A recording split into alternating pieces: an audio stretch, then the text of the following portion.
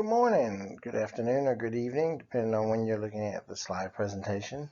Today we're talking about the War of 1812 and the burning of Washington. There will be no questions on today's slide presentation, but tomorrow there will be, and it'll be about this presentation. Be sure to email me at cbaldwin, SACB at sacbstx.org to send me your answers. So, we talked last week about people really wanting a war with Britain, especially after the Chesapeake and the Leopard. And the war started out in the Ohio Valley with the Native Americans. But then there was a burning of Canadian town. Now, the British were already blockading our ports and was hurting our shipping very badly. A lot of people refer to it as Mr. Madison's War.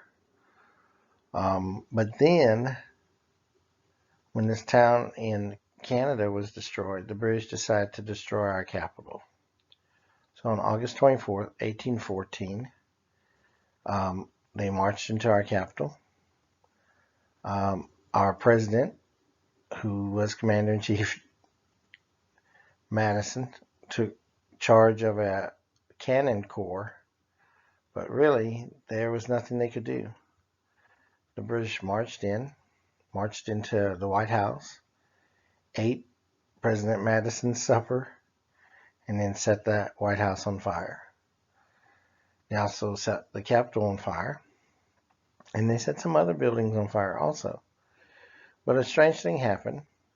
A hurricane blew in, or what we think is a hurricane. Of course, we don't have the meteorological evidence, but from what we've read, we think it's a hurricane that blew into Washington, put the fires out.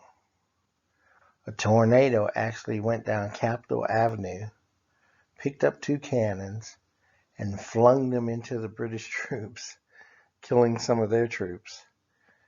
Badly damaged at least two of the British ships. So the British only occupied Washington for 26 hours, got on their ships and left. Whether it was the storm or not, we don't know, but it's known as the storm that saved Washington.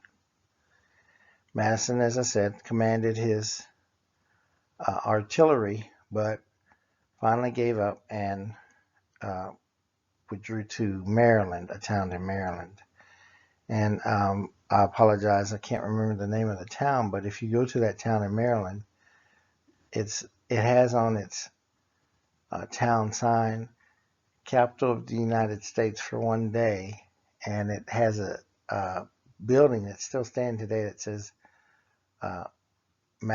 James Madison slept here.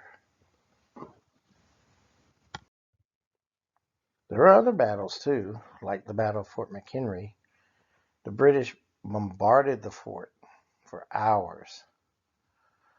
This was September 14, 1814. On one of the British ships was a young American by the name of Francis Scott Key. He had been imprisoned by the British.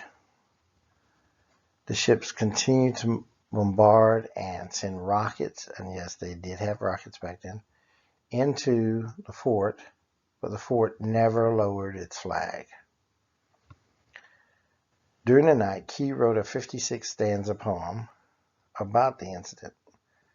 Later, that poem was put to music, and then President Woodrow Wilson made the song the national anthem of our country.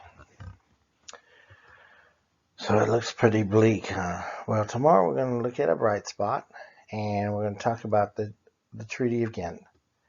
So I hope you guys have a great night, and we'll be talking tomorrow.